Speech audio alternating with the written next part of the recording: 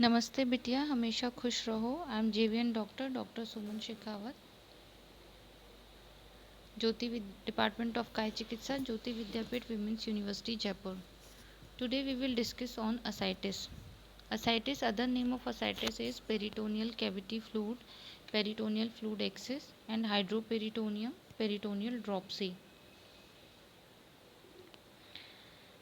Ascites is the abnormal buildup of fluid in the abdominal cavity. If we are talking about signs and symptoms of ascites, then symptoms may include increased size, increased weight, abdominal discomfort, and shortness of breath. And mild ascites is hard to notice, but severe ascites hard to abdominal distension leads to abdominal distension. People with ascites generally will complain of progressive abdominal heaviness and pressure, as well as shortness of breath due to mechanical impingement of the diaphragm. Ascites is detected with physical examination of the abdomen by visible bulging of the flanks. In the reclining person, flanks bulging, shifting dullness, difference in percussion note in the flank that shift when the person is turned on the side, or in massive ascites with the fluid thrill or fluid waves. Tapping or pushing on one side will generate a wave-like effect through the fluid that can be felt in the opposite side of the abdomen. Other signs of ascites may be present due to underlying causes. For instance, in portal hypertension, perhaps due to cirrhosis or fibrosis of liver.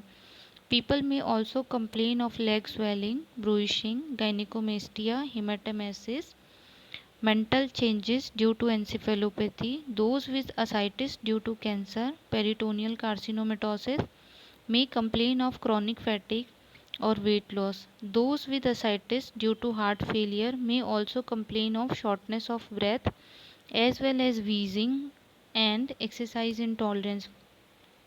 Complication may include spontaneous bacterial peritonitis, hepatorenal syndrome, and thrombosis. Portal vein thrombosis and splenic vein thrombosis involve clotting of blood affect the hepatic portal vein or varices associated with splenic vein. This can lead to portal hypertension or reduction in blood flow. When a person with liver cirrhosis is suffering from thrombosis, it is not possible to perform a liver transplant unless the thrombosis is very minor. Causes: serum ascites albumin gradient or SAG is a calculation used in medicine to help determining the cause of ascites. Formula: SAG, serum ascites albumin gradient, is albumin concentration of serum minus albumin concentration of ascitic fluid. A high gradient means more than 1.1 gram per dl indicate the ascites is due to portal hypertension or with 97% accuracy.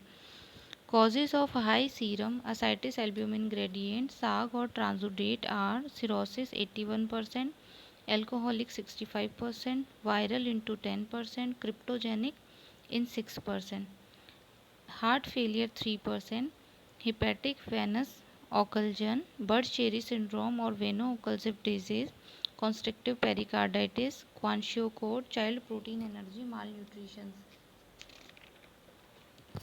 Causes of low SAG or exudate are cancer 10%, infections, tuberculosis 2%, spontaneous bacterial peritonitis, pancreatitis 1%, and there are some other causes of low SAG is serositis, nephrotic syndrome, and hereditary angioedema. Diagnosis of of ascites is routine complete blood count (CBC) and basic metabolic profile, liver enzyme and coagulation should be performed. Most experts recommended a diagnostic paracentesis be performed in the ascites is new or if the person with ascites is being admitted to the hospital. The fluid is then reviewed for its gross appearance, protein level, albumin, and cell count. The serum ascites albumin gradient is probably a better discrimination than other older measures transudate versus exudate. For the causes of ascites, a high gradient greater than 1.1 gram per dl indicates the ascites is due to portal hypertension. A low gradient less than 1.1 gram per dl in indicate ascites of non-portal hypertensive as a cause.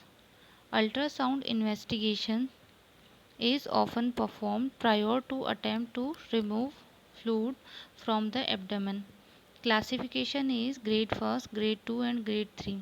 Grade 1st is mild, only visible on USG and CT. Grade 2 is detectable with flanks bulging and shifting dullness. Grade 3 is directly visible, confirmed with the fluid wave thrill test. Pathophysiology. Ascites fluid can accumulate as a transudate or as an exudate. Amount of up to 35 liter are possible. Roughly transudate are a result of increased pressure in the hepatic portal vein greater than 8 mm of Hg, usually around 20 mm of Hg, example due to cirrhosis, while exudate are actively secreted fluid due to inflammation or malignancy. As a result, exudate are high in protein and lactate dehydrogenase and have a low pH, a low glucose level, and more white blood cells. Transudate have low protein, less than 30 gram per dl, low LDH, high pH, normal glucose, and fever. Fever. Then one white blood and one white cell per 1000 mm cube. Hypertension. Portal hypertension plays an important role in the production of ascites by raising capillary hydrostatic pressure within the splenic bed.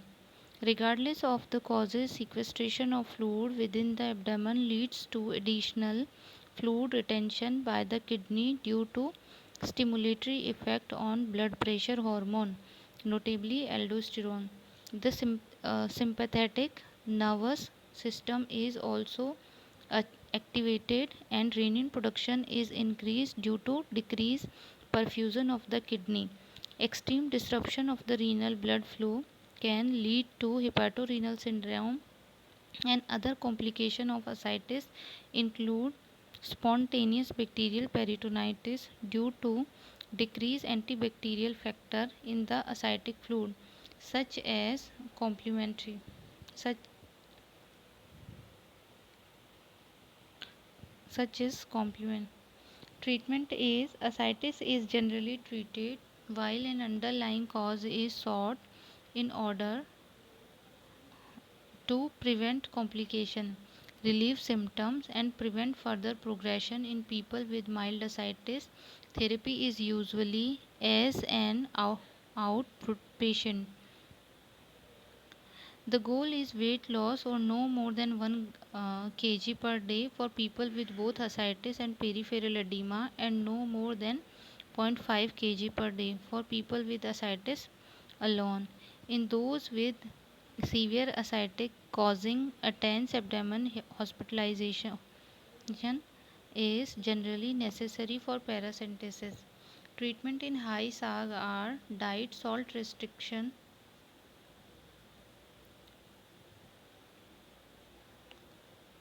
Salt restriction is effective in about 15% of these people. Water restriction is needed if serum sodium level drop below 130 millimole per liter.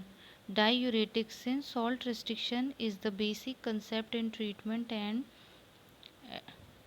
aldosterone is one of the hormones that act to increase salt retention in a medication that counteract aldosterone should be sought.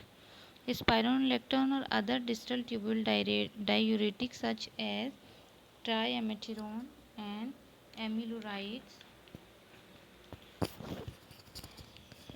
is the drug of choice since they block The aldosterone receptor is collecting tubule.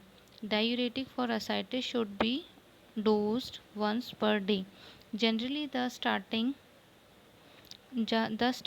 dose is oral spironolactone 100 mg per day, maximum 400 mg per day. 40% of people will respond to spironolactone. For non responders, a loop diuretic may also be added, and generally furosemide is added at a dose of 40 mg per day, maximum 160 mg per day, or alternatively butamide or torbutamide. The ratio of 100 to 100 to the ratio of 140 reduce risk of potassium imbalance, and serum potassium level and renal function should be monitored closely while on the medication. Monitoring diuretic resistance can be predicted by giving 80% of IV furosemide after 3 days without diureting and on an 80 milliaqueous sodium per day. The urinary sodium excretion over 8 hours 50 milliaqueous per 8 hour predicts resistance. If the person exhibits a resistance or poor response to diuretic therapy, ultrafiltration or aquapheresis may be needed to achieve adequate control of fluid retention and congestion. There are mechanical methods. After these methods, people may restore responsiveness to conventional doses of diuretics. Paracentesis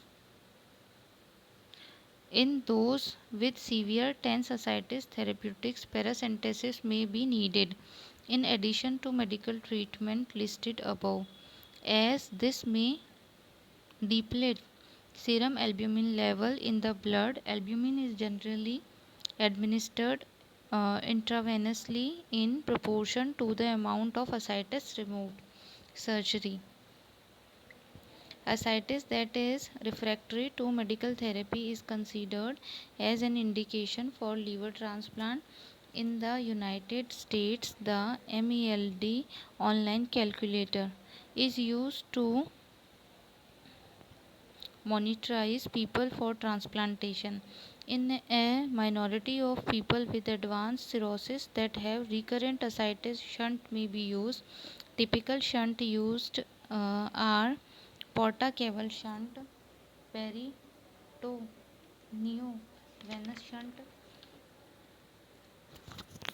and the transjugular intrahepatic portiosystemic shunt tips. However, none of these shunt has been shown to extended life expectancy and are considered to be bridge to the liver transplant. A RCT concluded that TIPS was more effective at removing ascites as with paracentesis. However, people with TIPS develop hepatic encephalopathy significantly more often. Treatment in low SAG exudate or exudative ascites generally doesn't respond to manipulation, salt balance, or diuretic therapy. Repeated paracentesis and treatment of the underlying causes is the mainstay of treatment. Thank you. This session is powered by 2.0 digital version on Jyoti Vidyapeeth Women's University, Jaipur. I hope you all are satisfied with this session. If you feel any kind of problem with this session, please mention it in comment box. I will resolve it soon. Thank you.